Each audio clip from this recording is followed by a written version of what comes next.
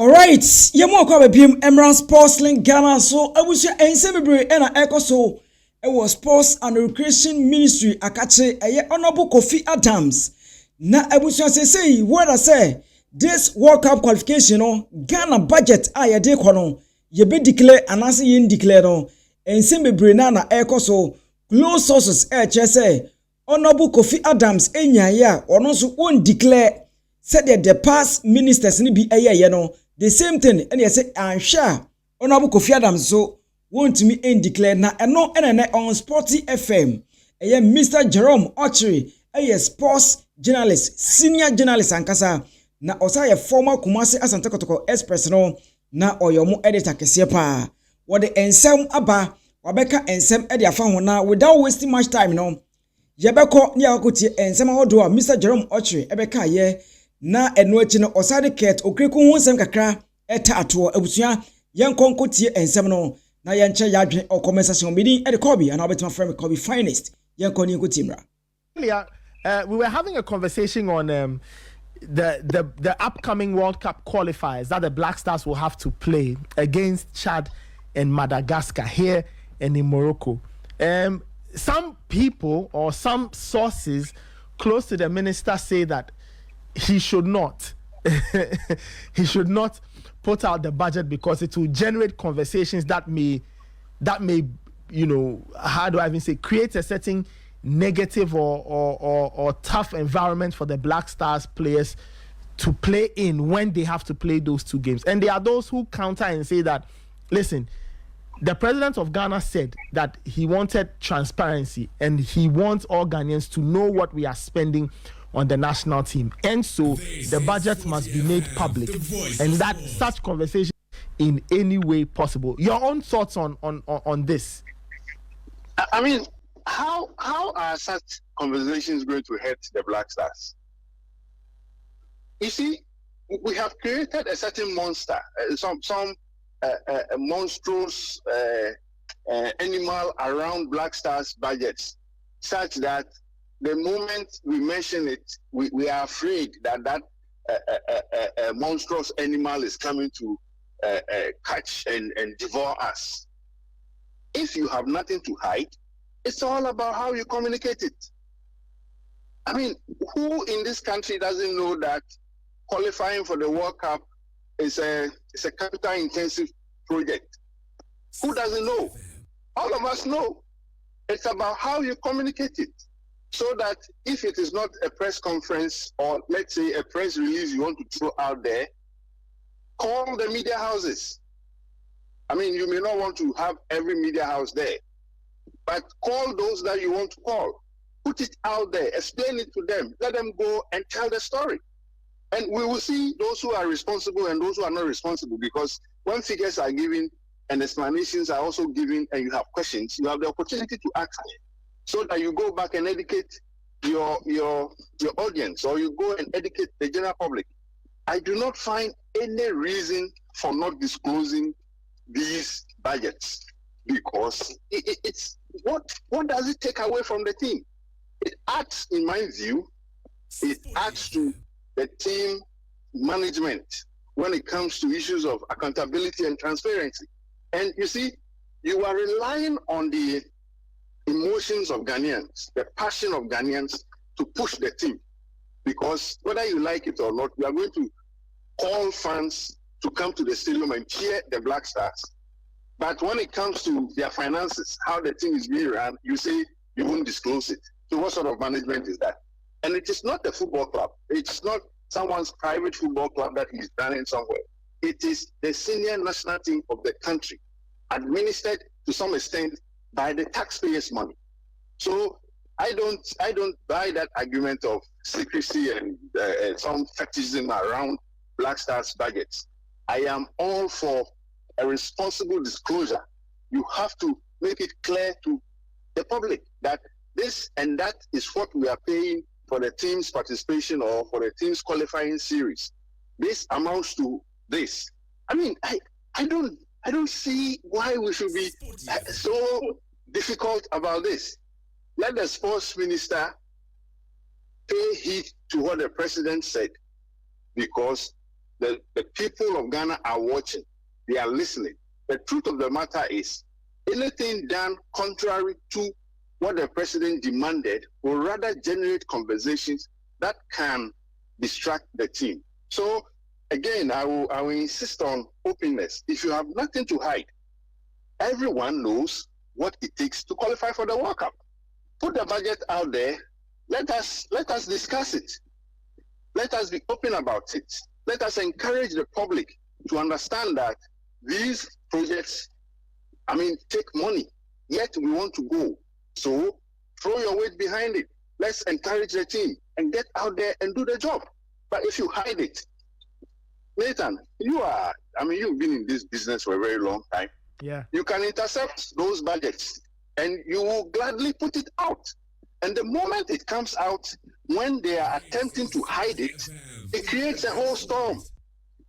So if we say we are resetting Ghana, let's put the past behind us and begin to do things afresh and see how the public reaction will be, because I don't believe that the Ghanaian public has a lot of confidence in the Football Association or even the Black Stars. But because of our inability to cut that ties from our national team, whatever it is, we will come and support the team. We will come and talk about the team. So they should just focus on doing the right things, which includes being transparent, being open, and accountable.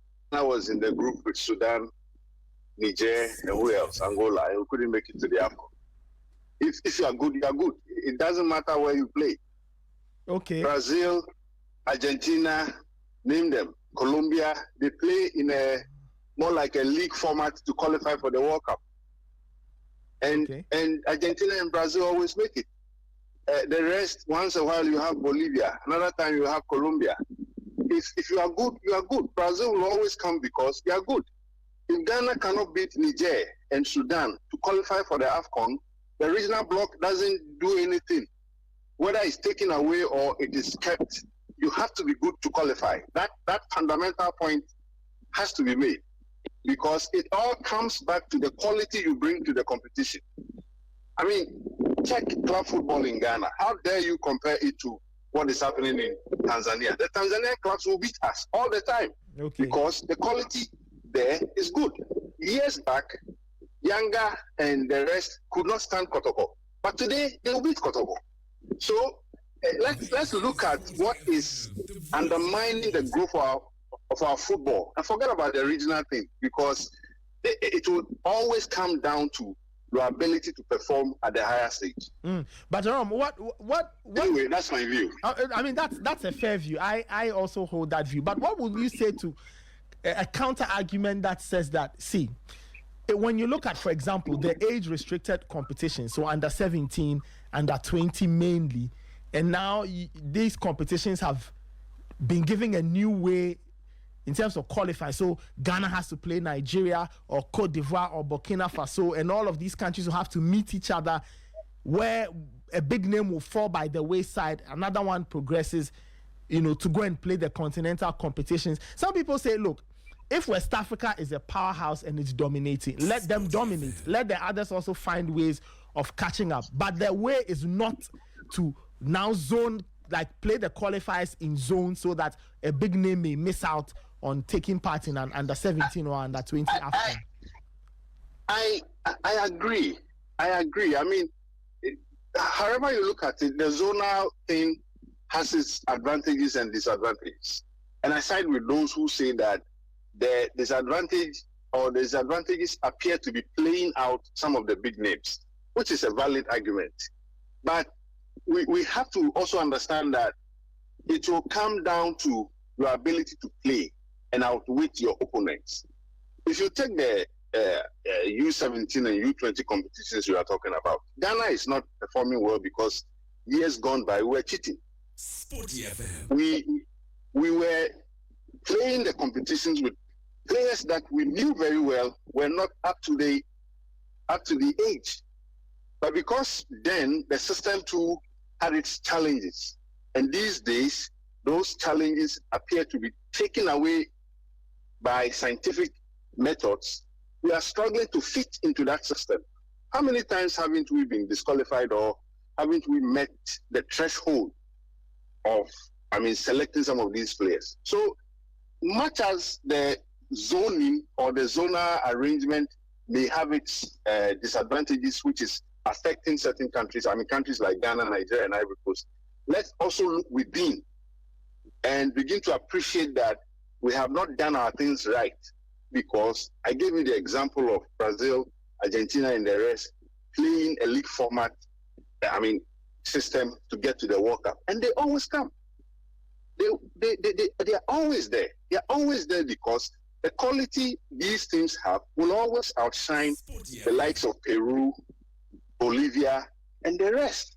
Even if Peru is able to beat Brazil in those high altitude regions, when they come back to, is it Rio de Janeiro or wherever Brazil plays, Brazil will also use the advantage to outwit them. So both sides may have a point, but I'm more interested in building the quality from home so that if you go abroad, no matter the challenge, you are able to overcome it. Well, John, that the basis of this conversation was on Ketokweku's bid to be on the CAF Executive Committee. He's running unopposed. He's going to represent Wafu Zone B. You've seen this happen across many, many years. You've seen different people go there. Has Ghana ever actually benefited from having somebody in that room or at that level of high decision making in terms of African football? And should we be excited that another Ghanaian is going to be part of the CAF Exco? Yes, I think we should be excited because we are Ghanaians and we should be interested in Ghanaians who take up the challenge to compete at the highest level of leadership in every sector of life. And in this case, football. I am very happy for Ketokreku for making that bold step. We can discuss the domestic issues he has to handle. But once this, the basis for this contest is what is happening in CAF, I will put domestic issues aside and throw my weight behind him because he's a Ghanaian and because I'm a Ghanaian. So I am excited. The second part of your question as to whether the country has benefited, I think we were close to benefiting big time, but for what number 12 did to Kosinyantechi. Because I grew up following football from the era of, the late Jaula, Alhaji MND Jaula, and the Adiko Kais and the Nana Sam Butler. From that period, I think it was Jaula who came close to some of these things, or who was in the thick of affairs at CAF when it comes to Ghana's representation.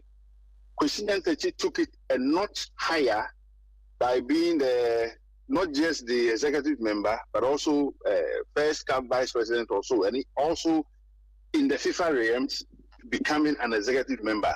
And I'm sure if not for the ill fate of number 12, by now he probably would have been CAF president. And I believe that his experience, his knowledge, the sort of expertise he carried would have had some impact on our game, which in some way was struggling under his watch. Some of us feel that at the point Kwesi reached, there was coming a time that he had to leave the Ghana football thing and concentrate on the Africa and the world positions that he held.